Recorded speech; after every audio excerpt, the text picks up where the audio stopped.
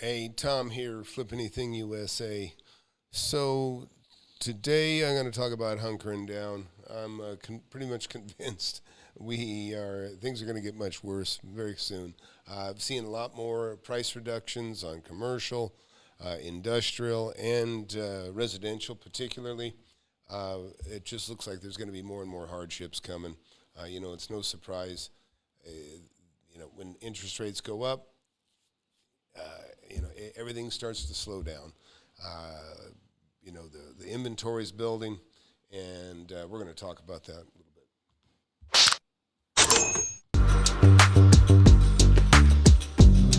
It's the best thing I ever did.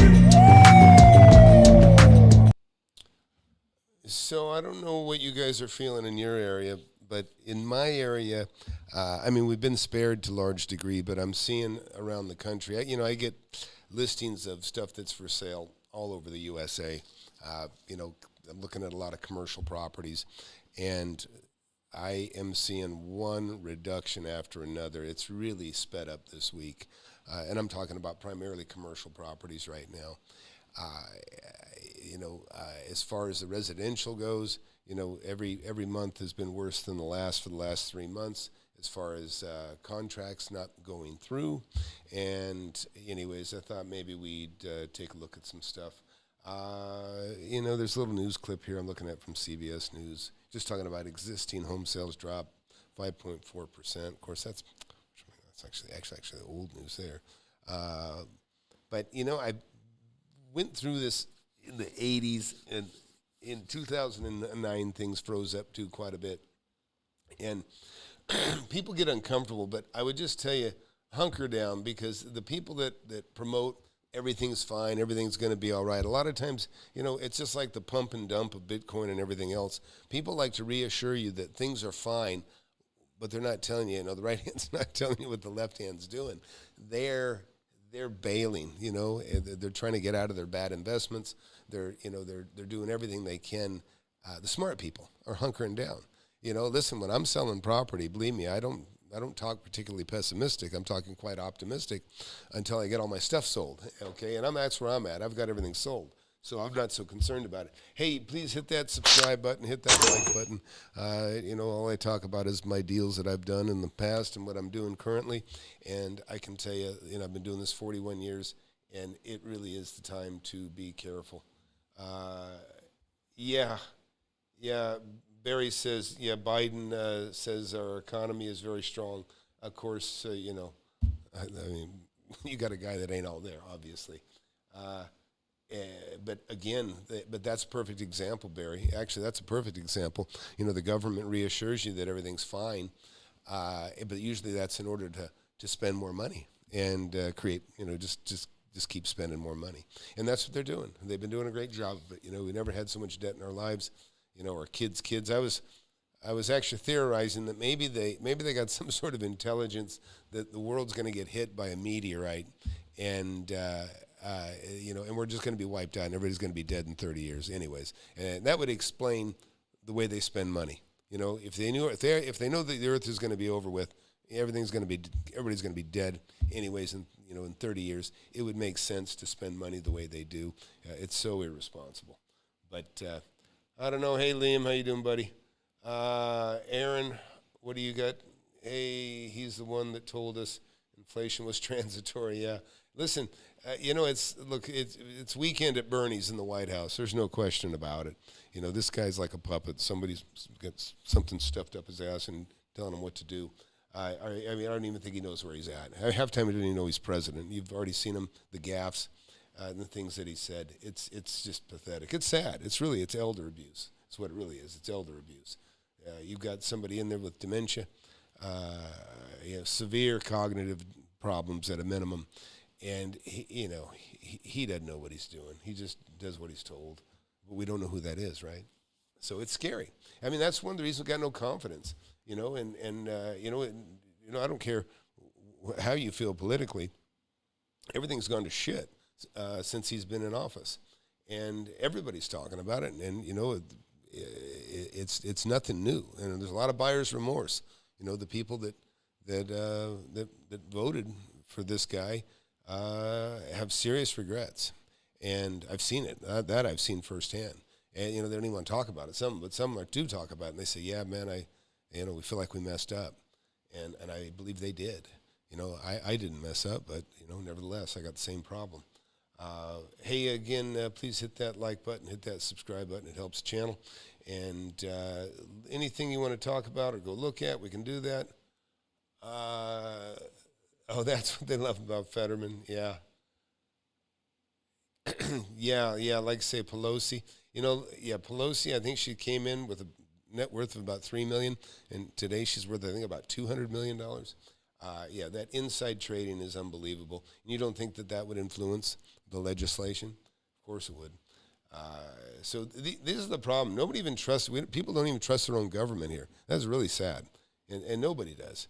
And you see people get you just see a lot of selective law enforcement. That's really it, right front and center. Selective law enforcement. Some people get prosecuted and other people don't. Some people get investigated, other people don't. And it's all becoming a bigger sham all the time. And but I don't know what's going to happen. Yeah, Barry, I am retired. Listen, me goofing off here is retirement for me. I'm doing what I want to do, and I just really I would like everybody to be as comfortable as I am. I know a few people that are as comfortable and more, and it's just nice to be a spectator. Rather than somebody that actually has to, go through it all. Jay asked me, where do I list my properties when I sell them? Well, quite honestly, I don't always use an agent, but I usually put them in Craigslist. Craigslist has kind of got a hodgepodge of stuff. I like going in there, too, because it's a little bit of a treasure hunt. You can go in there, and you'll find people that put stuff in there that, and maybe you'll get first crack at something. That's, it doesn't happen as much now as it used to, but it does happen. But no, for leasing and renting, I put stuff in Craigslist. There's always some savvy agents out there that are looking, and there are people that are, interested in looking for a place, or just a good sign. A sign is one of the best things you can do. You think about this. When you're concentrating on an area that you want to buy in, you're usually driving around that area, and that's why you want to live there. If it's something you want to live in, or if it's a business, something you want to have your business at, you're usually driving around and checking out the area in which you'd like to reside, whether it be rent or to buy. And so a sign is like one of the best things you can do. And, in my book, by the way, the book behind me, I talk about that, putting in a sign. I put my sign, my for sale sign goes right up next to the real estate agent sign. And even when I put in my own sign, I'll write in there, agent co-op. It's a chapter in there, agent co-op. And that's my way of letting the agent know that I'll give you a commission if you bring somebody here. A lot of times agents drive through, they see a for sale by owner sign, and they get a little nervous because they think their customer is going to go straight to me. And I just let them know, hey, give me a call, and there's plenty of money to go around. And it's important. You want to just let people know that that's exactly how it is. There's money for everyone, right? You don't wanna, and if they've got a client there, then you don't want to dissuade them from not coming to you. Let's see what else. Barry says, by retired I mean not buying and selling real estate, just playing golf. Barry, I wish I loved playing golf because that's what I would do. Unfortunately for me, my hobby is buying and selling real estate. It never gets old. I tell you, it feels like Christmas every day. Every time I'm working, I'm always looking, right? It's like a treasure hunt. And then when I find something, it's like Christmas. So what's better than treasure hunting and Christmas? I'm telling you, it's the best thing in the world. That's why I love it so much. That's why I have the mentorship. Those of you here, let me see if I can show you real quick. I have a mentorship. Thanks for help leading me into that plug. You go to FlipAnythingUSA.com, and you can see. Of course, I can't see. Oh, there's a book. You can get the book right there. There's the book on Amazon, by the way. You get an Audible Kindle on Amazon. Take a look at the reviews. Almost 5 stars. I think these are shills. I don't think anybody gave me a 1 or 2 star. I don't think it's genuine. But Yeah. Take it out. Listen, one thing you got to do if you're going to get in the mentorship is you got to fill out the mentorship survey. Urge you to do that anyways, because you can have a free call with me as long as you bought the book. You can have a free call with me, and I'll give you my best advice in that call. And if you're sharp, I'll let you in. If I don't think you're qualified yet to be in the mentorship, I will just politely tell you, wait. And but anyways, here's the form. Very simple. Just like, I don't know, 5 or 6 questions maybe, and that includes your name. So check that out. And anyways, let's see, what else? What do you guys want to take a look at? You want to look at something on Google Earth, or do you want to look at some news? I had this news story here. It's too old. I don't know what else. But mainly I just wanted to check in. I got a couple videos. This morning I got up. I have 3 houses. I've been in various states of just wrapping up. The floor guy just sent me pictures of the floor installed, so I know the floor's down in one.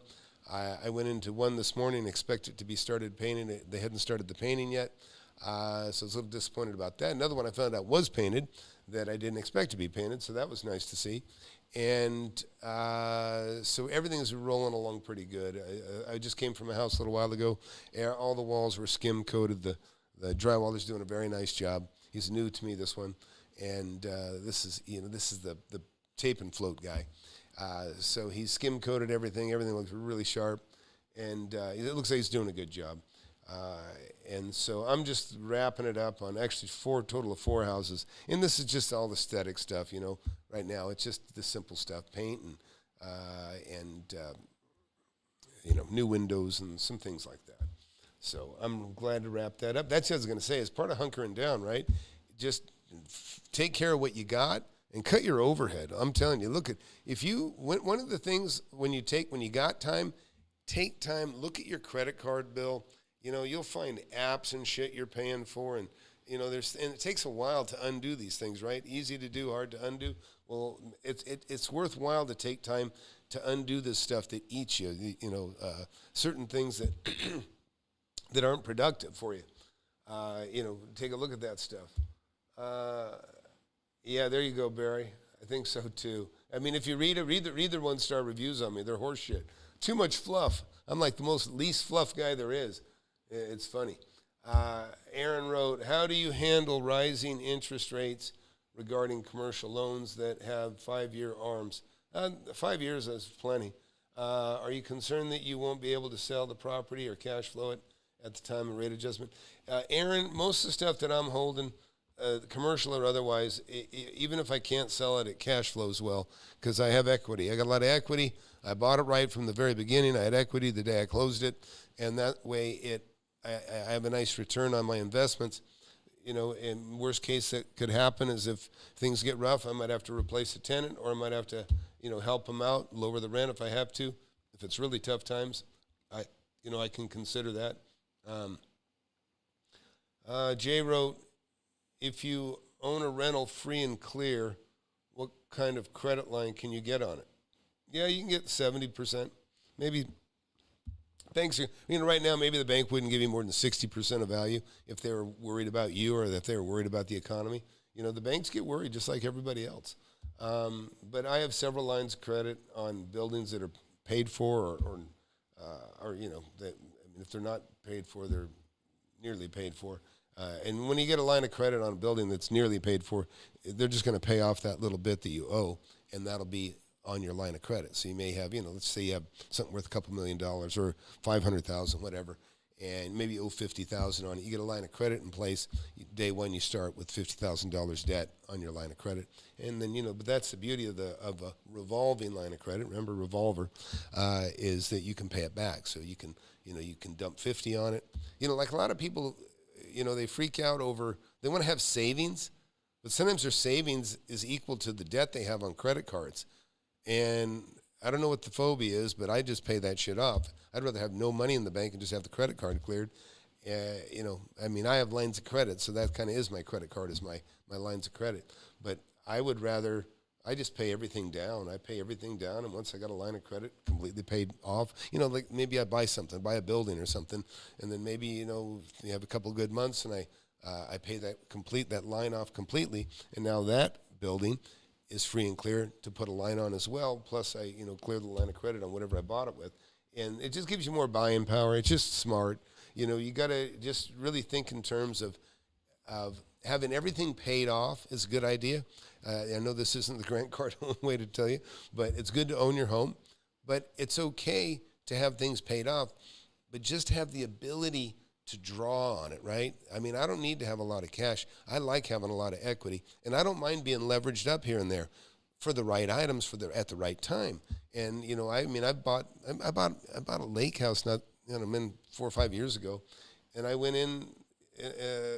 I was getting a really good deal on it, but I went in and I bumped into somebody at the title company, and they asked me what I was there, and I said, I got this, and he goes, you're gonna need a loan? I said, I don't really need to, but maybe borrow a little bit. And he looked at the deal and he goes, I'll loan you 100%. I said, okay. And so I thought that was just a nice feather in the cap, but I bought, I just bought that little lake house, 100% financed, but because it was such a good deal, it was a safe bet. And so we just walked in and opened up and just created a note on that property with this gentleman, and 100% financed and low rate, and that's already paid off now. Brandon Yang wrote, why are the cap rates in multifamily commercial properties considerably lower than other commercial properties? I don't know. Other than I don't know what you're looking at exactly, but usually the higher the quality of the rental, the lower the cap rate, and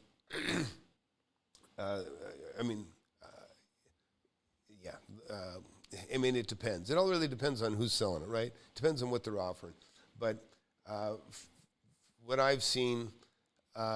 Some people are probably starting to get upside down in their multifamily deals. To be honest, multifamily. I've owned apartment buildings and everything else, and if somebody's got a fixed rate on it, believe me, their cap rate is shrinking because they've already got a fixed rental rate, but their payment's going up. In other words, everybody's got their lease in place. They know what they're paying. The variable in this case is the mortgage. The mortgage is going up on the person holding the building, and that's why I say, I think Grant Cardone's in trouble. I think Ryan Pineda on this new deal he just bought. I think he made a mistake. I said that before he bought it. I think he got into something over his head. I think he should have left it alone. But I don't know his business exactly. But I talked to some of the people that were within it, and nobody impressed me as being really having it all together there. But the problem is whatever they projected on that project, what I don't think they factored in is the fact that whoever's going to buy it from them now, and maybe even they have with a variable loan, it's costing them more and it's shrinking their margins. That's the problem. This is how you get stuck. Is you buy a property, maybe you got a good rate, and this is I don't feel stuck. I mean, I got property I own, and I got a fixed rate, or even if I have a little bit of a variable rate, it doesn't matter. I don't own very much money on the properties that I own. So the good news is I don't have to sell. I can just sit on it and let it cash flow. But somebody that brings partners into a fund with the expectation that we're going to buy this, we're going to fix it up, and we're going to sell it and make more, well, now you've got interest rates going up. And it takes a while for them to come back down, too, by the way, if they come back down. They're already still low. This is low. People don't realize, but these are low rates that we even have today. But relevant to what you paid for it, what you have right now, they're high, right? All these rates are high compared to all of us that got loans, even 2 years ago or a year ago. Maybe got a 3.5% loan. Your rates are low relative to what they are today, but today's rates are still low. I'm telling you, they can keep going up. I started in much higher rates than this, and so double what they are right now is what I started in the 80s.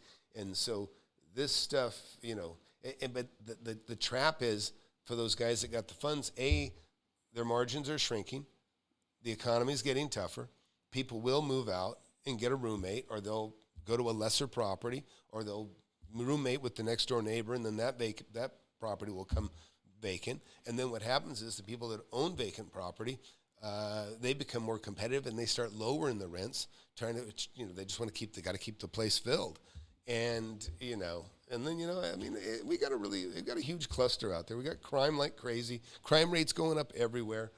These liberal-run cities, the progressives are just running the place into the hole.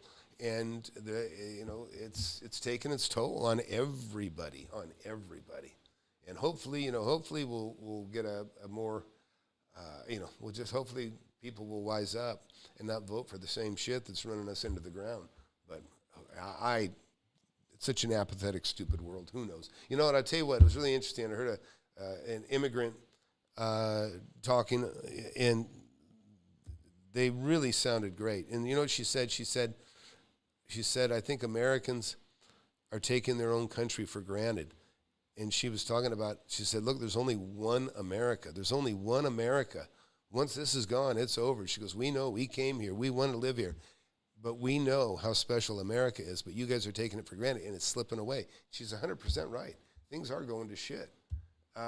Anyways, Brandon wrote, let's see, if mortgage rates are like 6%, no.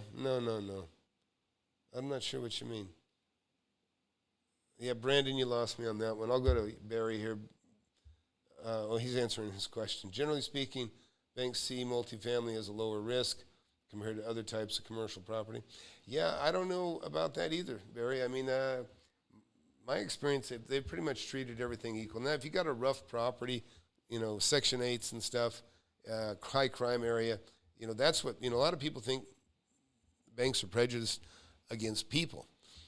But sometimes they're misconstruing the fact that the bank just doesn't want that neighborhood. The neighborhood's a shithole, high crime, burning, they're burning places whenever, whatever, some thug gets arrested, or, then everybody, or, a cop shoots a thug, and all of a sudden everything breaks loose, and they decide, let's burn down the convenience store in our neighborhood. Those neighborhoods the banks don't want to be in, and I don't want to live in them either. And I wouldn't loan on them, and I wouldn't buy one of those properties for the very same reason that the banks don't want to lend on them. And, the person that owns the property, the person who wants to buy the property, suddenly feels like, they're being prejudiced, they're, redlining me, or whatever they refer to that, but really what it is they just don't want the stinky neighborhood that you're looking at. It's no good. And so buying a better neighborhood, you won't have that issue. Barry wrote, banks also often require a higher down payment for retail, for example, compared to multifamily. I haven't had that experience, Barry, to be quite honest. Now, that may be your experience. I don't know why you've got that happening, but the banks have been beautiful to me with retail for a very long time. 20%, and then, I don't occupy. It used to be, they'd want 30% down and 25%. It was a deal if you occupied it. Now it's 20% non-owner occupied. Yeah, Barry, I understand what you're saying. But, yep, okay. In that context, I guess you're probably right. I am a little more active, and I may have a little more pull with my bank just because I've done so much. But so Barry's saying that that's for an average investor, and I would, I can't argue that. I don't know. I've seen it a little bit. In the mentorship, I know people are paying a little bit more than I am, but it's still pretty competitive. It's not bad. Like I say, I still consider what we're paying there right now low. But I see what you're saying. But they do. The banks, to Barry's point, I will say this. If you have experience owning retail property and you have a history of maintaining successful retail properties, which I do, then they give you more respect and more trust, and they feel better about you. It's really relationship. There's, the numbers got to make sense. The numbers got to make sense. But if the numbers make sense and you're inexperienced, they still don't give you as much respect as the numbers making sense and you are experienced. Then they give you more respect. So, which comes out in the form of lower down payments, more money, funded. So agreed on that one, buddy. What else? What else you guys got? Let Let me get a better background here. There's a better background. So look, if you just got here, please hit that subscribe button. I'm going to go grab some dinner with my boys, so I'm going to probably call it quits here. I'll hit everybody here. Just a reminder, get the book, Wake Up and Smell the Real Estate. Promise you'll love it. If you don't, you can send it back get your money back. And,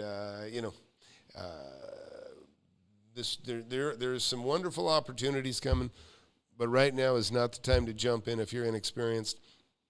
I bought something recently, and I'm still making offers, but I'm telling you, I consider us in a market that's going down. We're not flat. We're not going up. People, on YouTube will make ridiculous headlines, or titles, that, price, there is no crash, there is no problems. That's horseshit. Anyways, so I guess we'll call it quits here. And, man, I hope to get some of these videos out on the rehabbing that I've been doing and share that with you guys. I already got them shot. I just been busy doing some other stuff, some electives. So we'll see y'all later, and I'll leave you with this rap, and then we'll call it quits. See ya. Don't stop and listen. Time is on a mission to eliminate all the snake oil and the fake gurus that fake y'all. He'll show you how to build an empire, starting with nothing but a desire. All you really need is a good mentor, not a